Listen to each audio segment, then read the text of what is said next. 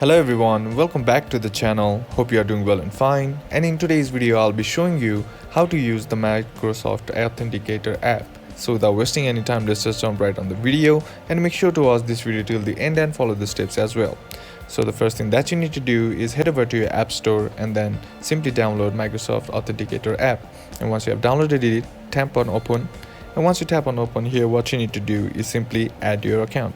Simply tap on add account. And once you tap on add account here, you can choose your personal account, worker school account or other account. Simply choose your option. And once you have done with that, here you will be asked to Authenticator would like to access your camera. Simply tap on OK.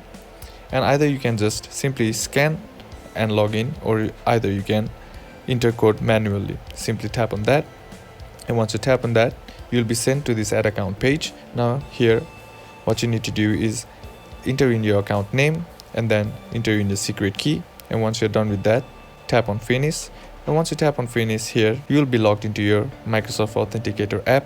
Now here you can store your passwords and your addresses as well, and you can store your verified IDs. While logging into other apps, the Microsoft Authenticator app will automatically use the passwords that you have stored in your Microsoft Authenticator app. And that's basically how to do it. And that's it for today's video, guys. Hope this video was useful to you. Leave a like if you did.